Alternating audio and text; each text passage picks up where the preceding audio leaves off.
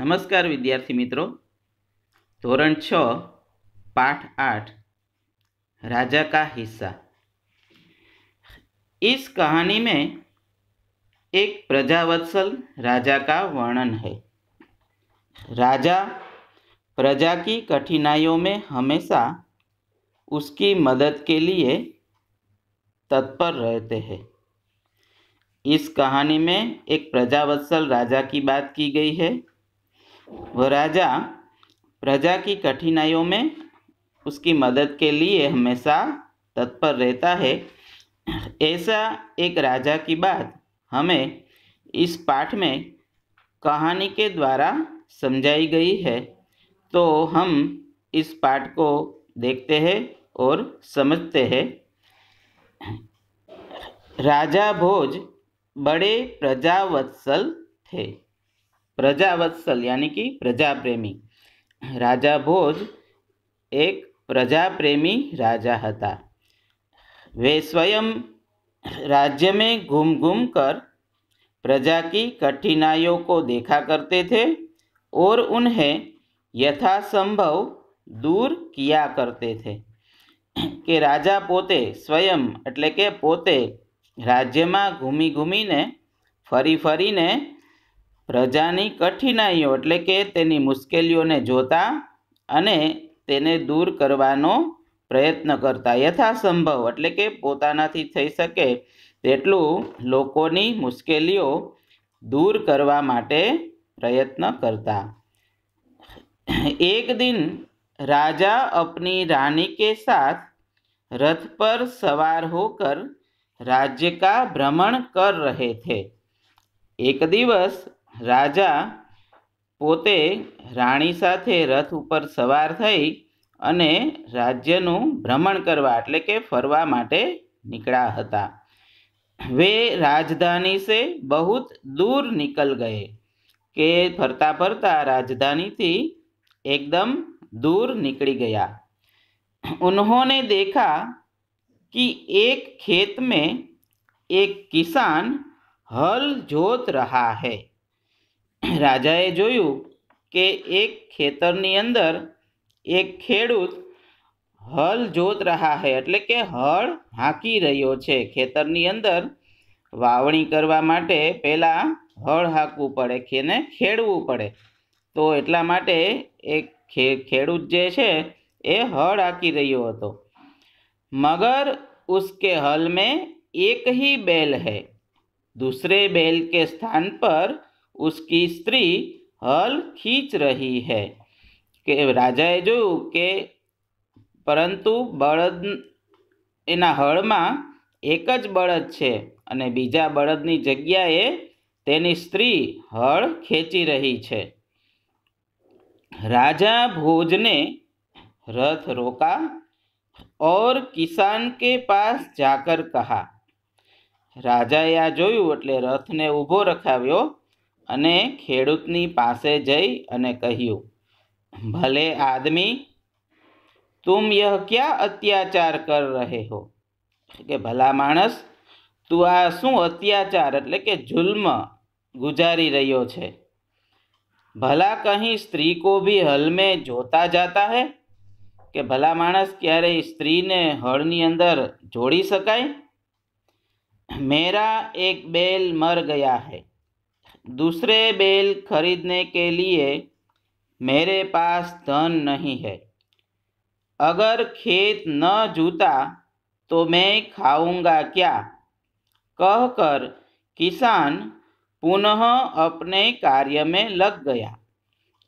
हवे ज्यारे राजाए एमने कीधुं के भला माणस कई स्त्री ने हळमां जोड़ी शकाय त्यारे खेडूत जवाब आपे छे के मारो एक बळद मरी गयो छे, बीजो बळद खरीदवाना मारी पासे पैसा नथी अने जो हूँ खेतर न खेडूं तो हूँ खाव शू?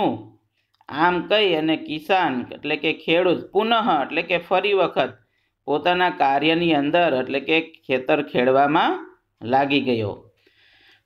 उसे क्या पता था कि उससे बात करने वाला कौन है? के एने क्या खबर हती क्या एनी साथे कोण बात करे छे? राजा ने कहा, अरे भाई जरा सुनो तो। એ તો પછી ચાલવા માંડ્યો એટલે રાજાએ કીધું કે એ ભાઈ જરા સાંભળ તો ખરો, ઊભો તો રે।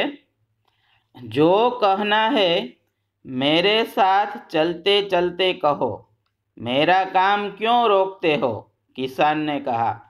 એટલે ખેડૂત કહે છે કે જે તમારે કેવું હોય મારી સાથે ચાલતા ચાલતા વાત કરો, મારું કામ શા માટે ખોટી કરો છો। राजा भोज उसके साथ चलने लगे। अपने काम के प्रति किसान की लगन देखकर राजा भोज बहुत प्रभावित हुए કે રાજા પછી એની સાથે ચાલવા લાગ્યા અને ખેડૂતની આ પોતાના કામ પ્રત્યેની લગન એટલે કે એનો રસ જોઈ અને રાજા ખૂબ જ પ્રભાવિત થયા। वह बोले, भले आदमी, इस प्रकार तो तुम्हारी पत्नी थक जाएगी। राजा कहे छे भला माणस, आवी रीते तो तारी पत्नी थाकी जासे और थकावट की वजह से कोई दूसरा कार्य भी नहीं कर सकेगी। એટલે કે થાકી જશે તો પછી બીજું કાંઈ કામ नहीं करी सके। किसान बोला, तो फिर तुम ही बताओ मैं क्या करूं। એટલે ખેડૂતે કીધું તો પછી તમે જ કહો હું શું કરું, કે તમે જ કંઈક રસ્તો બતાવો એમ, કે મારી પાસે બીજો બળદ લેવાના પૈસા નથી, એટલા માટે હું મારી પત્નીને હળમાં જોડું છું, તો હવે તમે જ કહો મારે શું કરવું। राजा ने कहा, तुम मेरे साथ चलो, मैं अपना एक बैल तुम्हें दे देता हूँ, કે તું મારી સાથે ચાલ, હું તને એક મારો બળદ આપી દઉં, मगर इतनी देर मुझे काम रोकना पड़ेगा, तुम ही बैल ला दो। किसान बोला। રાજાએ જ્યારે એને કીધું કે તું મારી સાથે ચાલ, હું તને એક બળદ અપાવી દઉં, તો ખેડૂત કહે છે કે એટલો સમય પણ મારે મારું કામ રોકવું પડે, તો એમ કરો ને તમે જ મને બળદ લાવી આપો ને। ખેડૂતે એવી રીતે રાજાને કીધું। अच्छा ऐसा करो, तुम अपनी पत्नी को रथ के साथ भेज दो, वह मेरी पत्नी से बैल ले आएगी, तब तक मैं तुम्हारे हल में जोतूंगा। राजा ने कहा। राजा कहे छे तो सारू एवं कर के तारी पत्नी ने रथ पासे मोकली दे, मारी पत्नी पासे एटले के राणी पासे बळद लेवा माटे, अने त्यां सुधी तारी पत्नीनी जग्याए हूँ हळ हाकीश, हल में जोतूंगा एटले के हूँ हळमां जोड़ाईश। આવી રીતે રાજાએ તેને કીધું। કિસાન इस बात पर राजी हो गया। કિસાને કીધું તો સારું, કે કિસાન ખુશ થઈ ગયો। ખેડૂત, राजा भोज हल में जुट गए और किसान की पत्नी रथ के पास चली गई। એટલે રાજા ભોજ જે છે ખેડૂતની સાથે હળ ખેંચવા માંડ્યા અને ખેડૂતની પત્ની એ રથ પાસે ગઈ। उसने रानी को सारी बात बता दी। एमणे राणी ने बधी वात कही कि भाई आवी रीते राजाए बळद आपवा माटे कीधुं छे। रानी ने पूरी बात सुनकर कहा, तुम्हारा बैल तो कमजोर होगा, वह हमारे बैल का साथ नहीं दे सकेगा। राणीए बधी बात सांभळी એટલે एणे शुं कीधुं કે तुम्हारा बैल तो कमजोर, कमजोर એટલે કે અશક્ત, કે તમારો બળદ તો અશક્ત છે, એ અમારા બળદની સાથે ચાલી શકશે નહીં, इसलिए तुम दोनों ही बैल ले जाओ। એટલે કે છે કે તું એટલા માટે એક બળદ નહીં પણ આ બેય બળદ તું લઈ જા। किसान की पत्नी दोनों बैल लेकर खेत पर पहुंची। એટલે ખેડૂતની પત્ની તો બે બળદ લઈ અને ખેતર પાસે પહોંચી। કિસાન बहुत प्रसन्न हुआ। ખેડૂત તો એકદમ ખુશ થઈ ગયો કે બે સરસ મજાના આવા તાજા માજા બળદ મળ્યા, એટલે એને એમ થયું કે હવે તો આપણું ખેતીનું કામ જલ્દી થશે, એટલે ખેડૂત તો એકદમ ખુશ થઈ ગયો।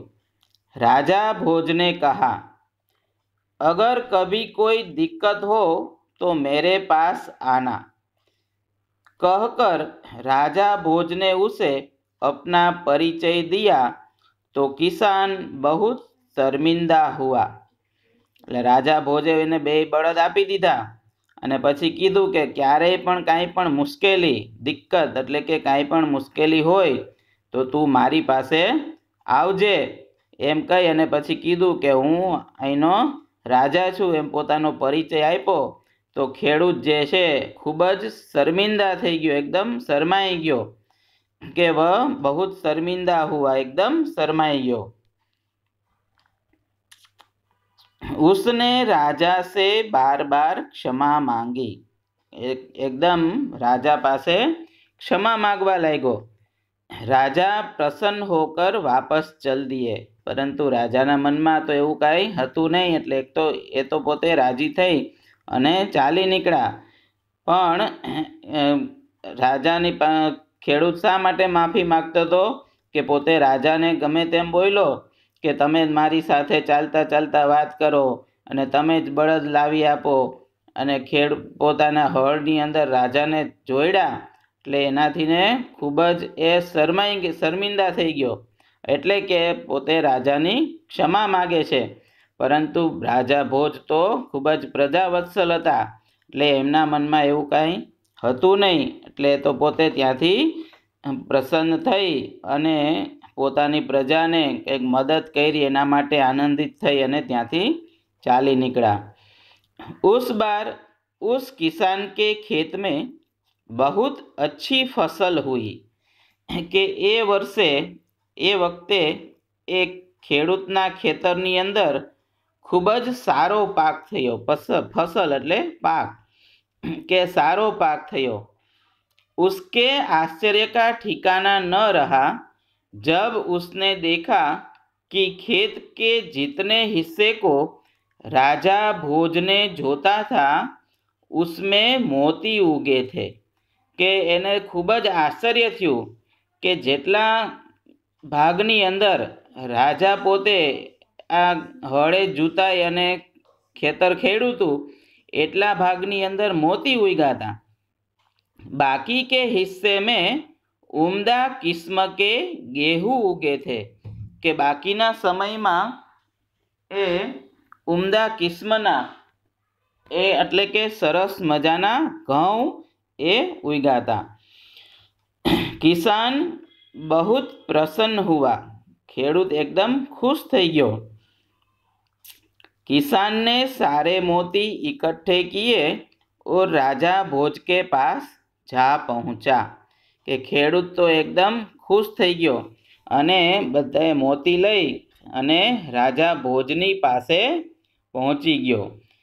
उसने सारे मोती राजा भोज के चरणों में रख दिए और राजा को सारा किस्सा कह सुनाया।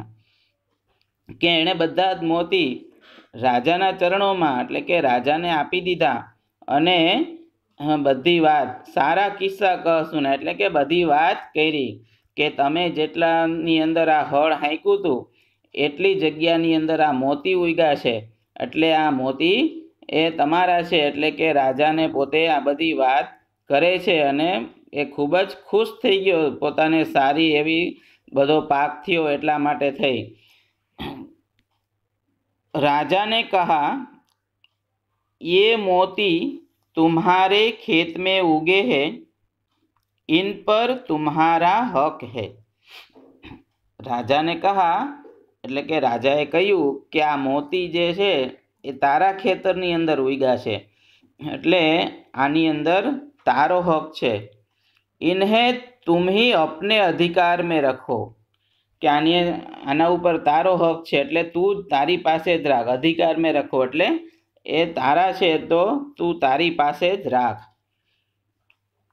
नहीं महाराज, यह आपके परिश्रम का प्रताप है। खेडूत कहे छे किसान के नहीं महाराज, आ तो तमारी मेहनतनु फल छे, इसलिए मैं इन्हें नहीं ले जाऊंगा। એટલા માટે હું આને ન લઈ શકું। मेरी प्रार्थना है कि आप इन्हें राजकोष में जमा कर ले और गरीबों की भलाई के लिए काम में ले। किसान ने प्रार्थना की। એટલે ખેડૂત કહે છે કે ના મહારાજ, હું આને ન લઈ જઈ શકું। હું તમને વિનંતી કરું છું, પ્રાર્થના એટલે કે વિનંતી કરું છું કે આને તમે રાજકોષ એટલે રાજનો ખજાનો, એમાં તમે જમા કરી લ્યો અને ગરીબોની ભલાઈ માટે એ વાપરજો। એવી રીતે ખેડૂતે રાજાને વિનંતી કરી। किसान की बात सुनकर राजा बहुत प्रसन्न हुए और उन्होंने मोती स्वीकार कर लिए। ખેડૂતની વાત સાંભળી અને રાજા ખૂબ જ ખુશ થયા અને તેમણે એ મોતી સ્વીકારી લીધા।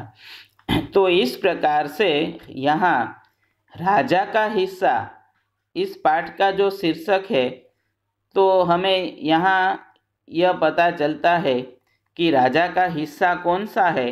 तो राजा ने जितने खेत में हल जोता था, हल हाँका था, तो उतने हिस्से में मोती उगे थे। तो वह जो राजा की मेहनत का, राजा के परिश्रम का फल था, तो वह किसान वह मोती जो है वह राजा को दे देता है। यानी कि राजा की मेहनत का जो हिस्सा था वह मोती, तो उसने वह राजा को दे दिया। तो इस प्रकार हमें इस पाठ में से यह बात सीखने को मिलती है कि हमें परिश्रम परिश्रम करने के बाद ही हमें कुछ जो मिलता है वह हमें लेना चाहिए। बिना परिश्रम का या तो दूसरे के मेहनत का जो है वह हमें लेना नहीं चाहिए। हमें अपनी ओर से मेहनत करके, परिश्रम करके ही पैसे कमाने चाहिए। तो यह बात हमें इस पाठ में से सीखने को मिलती है। तो इस प्रकार से यहाँ हमारे सामने दो बात आती है कि राजा जो है वह बड़े प्रजावत्सल है, कि अपनी प्रजा की कठिनाइयों को देखकर उसको दूर करने का प्रयत्न करते हैं। और प्रजा भी ऐसी है कि वह भी अपनी मेहनत की कमाई ही खाती है, कि अपनी मेहनत का जो नहीं है वो नहीं लेती। तो इस प्रकार से हमें इस पाठ में से ये सीख मिलती है कि हमें मेहनत करके ही कुछ हासिल करना चाहिए। बिना मेहनत किए हम जो प्राप्त करते हैं तो वह हमें अच्छा नहीं लगता। तो बिना मेहनत के कोई फल भी नहीं मिलता। तो इसीलिए हमें मेहनत करके ही कुछ प्राप्त करना चाहिए। ऐसी बात हमें इस पाठ में समझाई गई है। तो अब विद्यार्थी मित्रों, आपको इस पाठ का पठन करना है, वाचन करना है और अपनी कॉपी में, अपनी नोट में इसके शब्दार्थ लिखने हैं। अगले वीडियो में हम इसके अभ्यास और स्वाध्याय के प्रश्नों के बारे में चर्चा करेंगे।